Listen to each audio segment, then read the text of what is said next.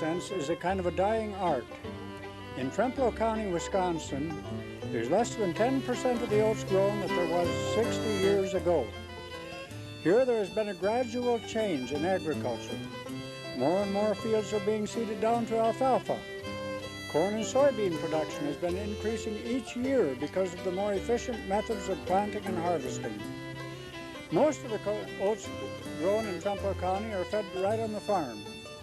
Using the resources of the people of the French Creek Valley in Trempealeau County, we will try to show what has transpired during this century in the changes in the harvesting of oats. Well, we used, like at home, we used to feed them to chickens and had a few pigs, mixed it in for the feed for the cows, and we'd grind just some oats and feed to the horses. That's what we used most of ours for. Well, when I got to the age where I could do some work, it was running the blower.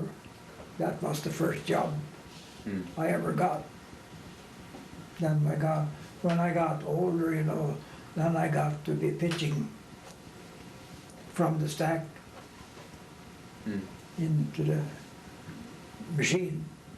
The only thing I remember is preparing the food, I guess, and the steam engine coming up the valley because they couldn't make it up the Mustard Hill. Oh, yeah. So they had to come to the bottom, you know, from Gus Olson's and up. So.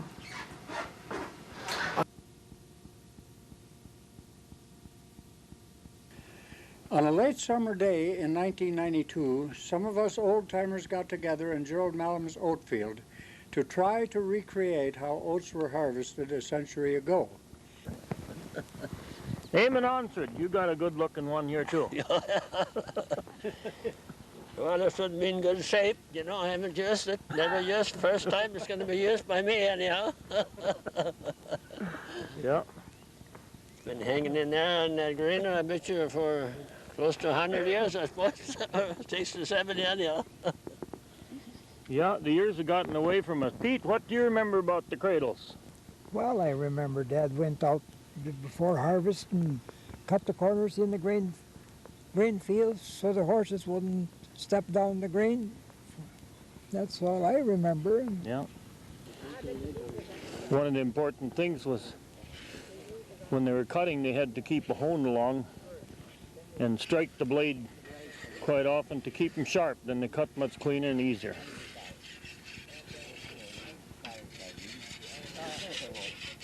There's Arnold Solberg sharpening his blade now.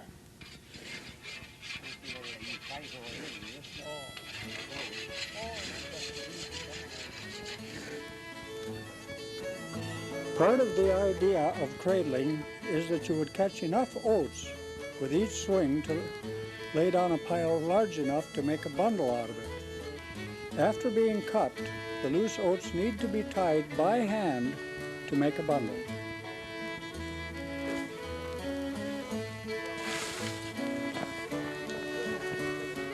Now Pete Ustow is starting to make a bundle here, and he's going to tie that with grain by hand.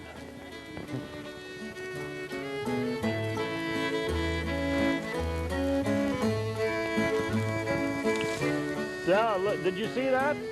You had to be quick to see it. Well, I don't Just do the fast. snap of his wrist, and he had his knot.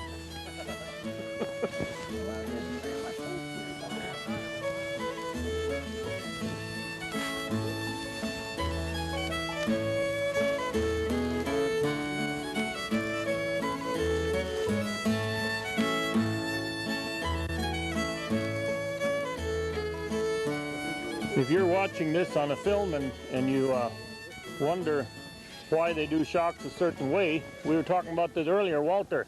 Yeah. We were talking about the number of bundles in the shock. Oh, yeah? Most generally it was 7 bundles, 6 on the ground and 1 as a cap. But we remember him shocking them with 8 and double cap too. Yeah. 10 bundles in the shock. Yeah, yeah. 1 on each side for a razor. Oh, yeah. And then 2 caps. Yeah. Yeah. But that was when we stacked trash, you know. Yeah. Yeah. That was different. But if you shock trash, then you wanted to dry them out faster with a 7 bundle. Yeah. Yeah. Because you get the one on the side, She stands better in weather. But then it would shut off the flow of air.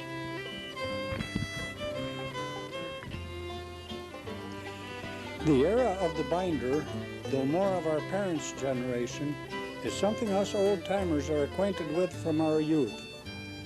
Although the work involved in getting a bushel of oats harvested was still tremendous, it was much less than using a cradle. Prior to the binder, one of the first mechanical grain harvesting devices was the grain reaper. Because the grain still had to be tied by hand, the reaper was soon replaced by the grain binder.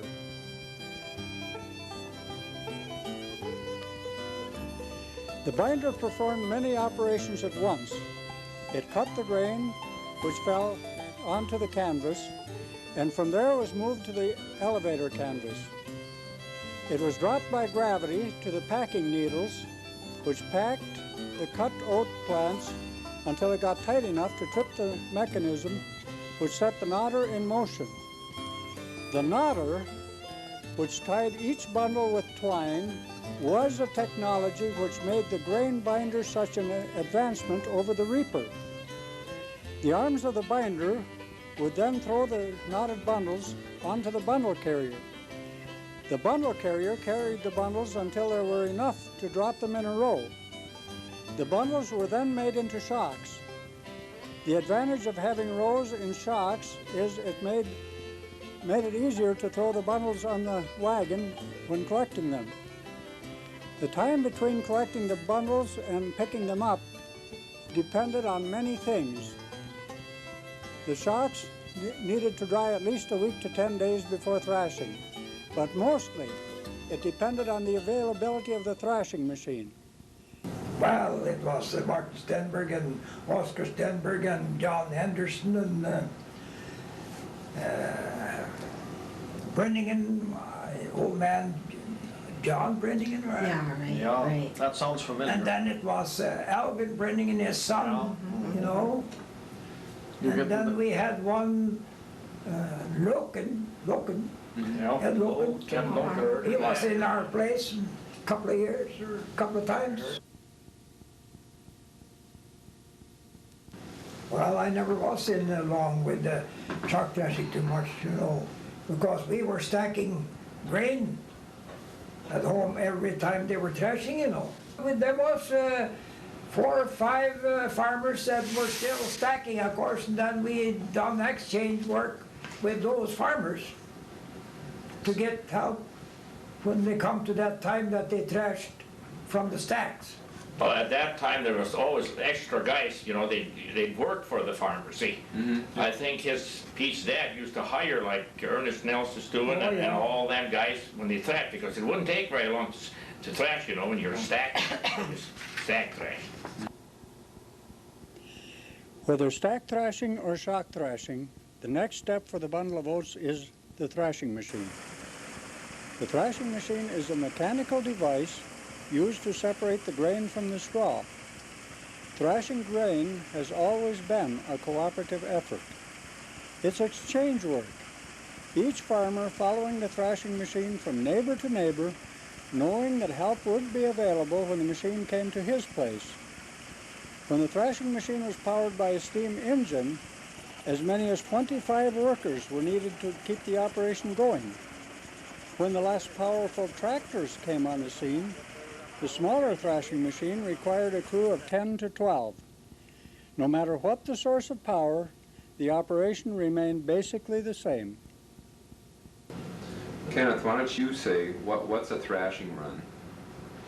Well, it's about 6, 8 farmers get together and you do exchange work. Each farmer used to furnish a team of horses, a bundle wagon, and 1 extra man.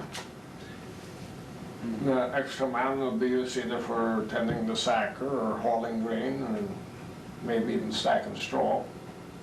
And they needed about 3 field pitchers. But they stayed out in the field. Well, they stayed out in the field. We used to have 6 bundle wagons and each one of them pitched for 2. When the one was into the machine, I was loading up the other ones. Andres, what were you going to say? Yeah, pictures out in the field. Yeah. A couple of That was one of the nicest jobs. That was clean. Probably wasn't the easiest job. No, it wasn't the but easiest. it was clean. When the bundles the field pitchers threw into the bundle wagon came to the thrashing machine, they were pitched into the feeder trough of the grain separator, which is another name for a thrashing machine. When the first thrashing machine came into the French Creek area, no one we talked to could say. What everyone did agree on was this thrashing machine was unlike any they had seen. This is an old one. No. Have you ever seen any like that? No, not that. Not like that. We're running the straw up in the barn.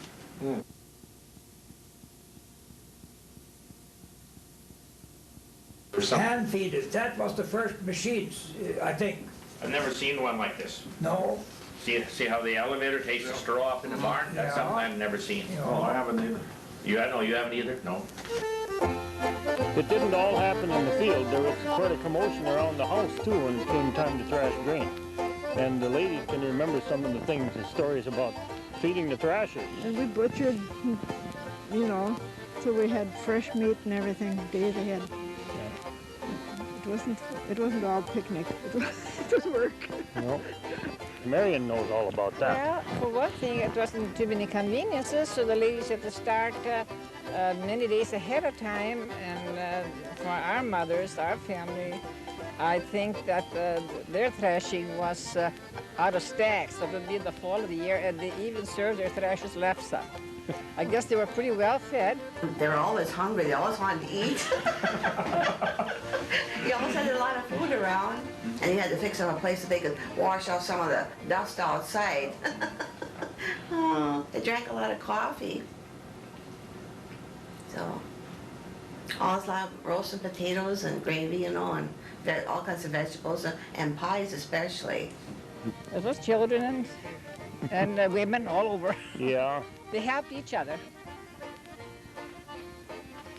Anytime the thrashing machine is standing still, like at mealtime or for a breakdown, there needed to be something to do besides watching the machine being fixed. This is when some of the thrashing crew engaged in horseplay or storytelling.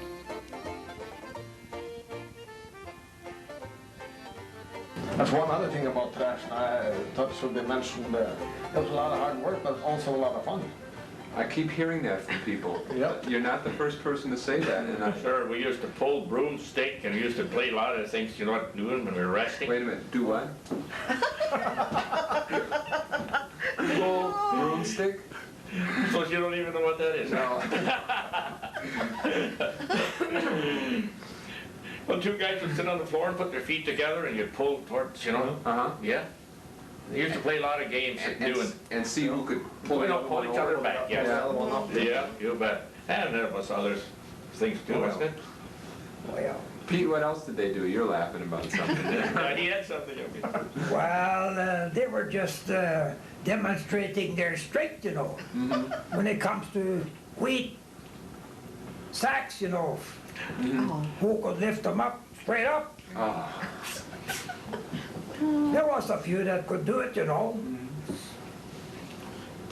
I was thinking when they were talking about how many guys were pitching from the stack, how many does it take to haul the grain at that time? I didn't want to, it would take 6, 7 guys to haul grain, because you had to carry it, you know. You'd put it on a wagon and then ride the wagon up and back it into your granary and then take the sack and dump it. Sometimes half of it went upstairs too. Yes. You take it up through a stairway. Walk up the stairway with sacks. They all did. This granary still got the stairway. Well, this was built in 1884. It's painted right on the wall in there. Being in the straw stack was a dirty job. It wasn't hard, but... Well, what was that like, being in the straw stack? You say it wasn't a hard job. Well, no. Oh, yeah. It was hard. Usually two. Albert Hagen said he didn't want anything, and didn't want any along. He wanted to do it himself.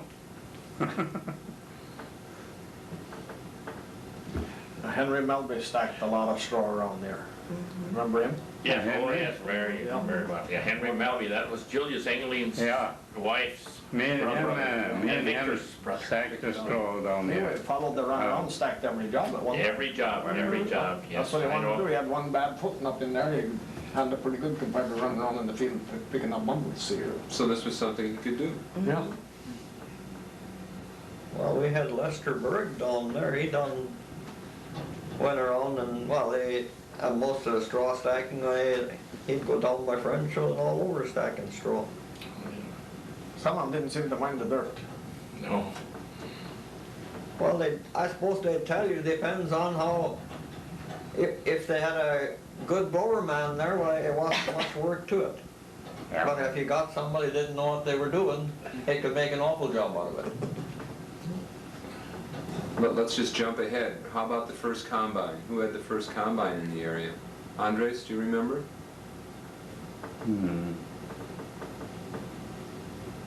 Well, I don't know. Well, it was in the early 50s anyway, I think. Anna, who did you say? I said maybe Lloyd Malum, I don't know. Orville Malum. Orville Malum. He combined for me once before I wasn't home. What about when Ole Hover used to... Ole Yeah, used to right, combine for Gerald right. Berg? That's the first combining that I ever seen. He combined for me too later, and Edenson's down there. Oh, yeah. Then he got so many, you know, you had to wait and wait and wait. Yeah, right. Pretty soon, Orville Malum bought one. He combined a few years. Well, then Lloyd Dahl had one down in Abraham School, I think he got one of the first ones around down there. Help me out on this. Now, when I think about a combine, I think about something that you sit in and drive, and it has the bar in the front and the oats come out the back. Is that what we're talking about when we're talking? That isn't what No, we're this talking is a pull type. Yep. You pull behind the tractor, the works either, used to have a motor on the first ones, I think, right on the combine. Right. I think that's what Ole had. Yep, Ole had that. That was a Minneapolis molding combine. You had a motor right on the combine, and then you'd pull it with the tractor, you know. No power takeoff, you see that? Well, this wasn't you're talking about a self-propelled, I think. Yeah, that's what I'm thinking. No, I think they combine. didn't come out till a long time afterwards. Yeah. Oh, The okay. coal type was there many, many years, I think. They've been 15 They had years. power takeoff driven ones too later. Then they got power takeoff. If you had a tractor with live power, you'd say, well, High power. you're getting along pretty good. And well, how did you keep from running down the oats? Well, you had to run down the first round around your field, you had to run down, you'd go backwards and try and pick it up again. Oh. You get most of it. And they were anywhere from, I suppose, from a 5 foot to a 7 foot. Or were they 8 foot? I think 6, Can't 5, remember. 6 and 7. I think the one I had was a 5.5.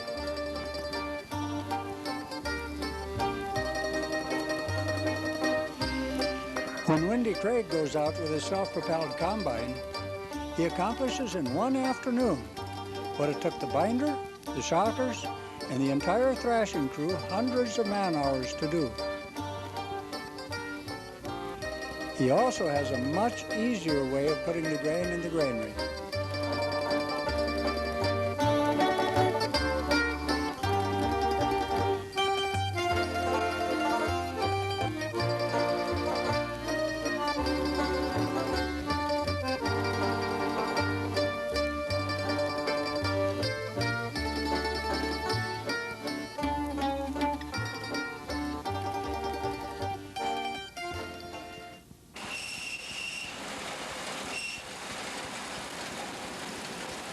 Some of the best oats harvested this year would be used for seed the next.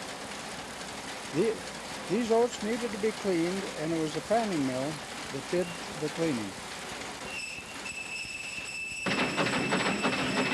I can remember being along cleaning grain with the old fanning mill. It was a very important machine to get all the weed seeds and the chaff out of the oats or the wheat, whatever. And it was a job we had to do early enough so we could put the seed up for test to see if it would sprout. And it was very important to have clean whole grain because they used seeders those days, and unless the grain was really good, they wouldn't all sprout. They always arranged to put the seed grain upstairs in certain bins so they could pour it into the spout and run it into the machine from upstairs. You got to run the fanning mill at a certain speed, otherwise you blow out all of it or none of it.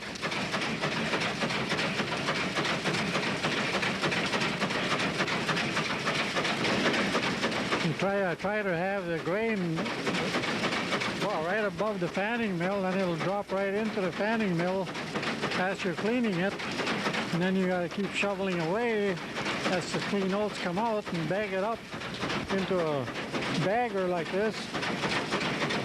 So you get, I've never seen one like this before.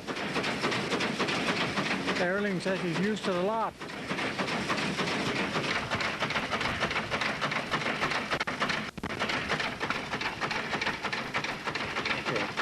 Not everyone had their own fanning mill those days, and then they'd probably haul the machine, the fanning mill, from farmer to farmer, and those that didn't have a spout coming from downstairs, they had to dump it in. That's an antique half bushel there. They used to dump it in from the bin with that. Then they'd probably go to the next neighbor.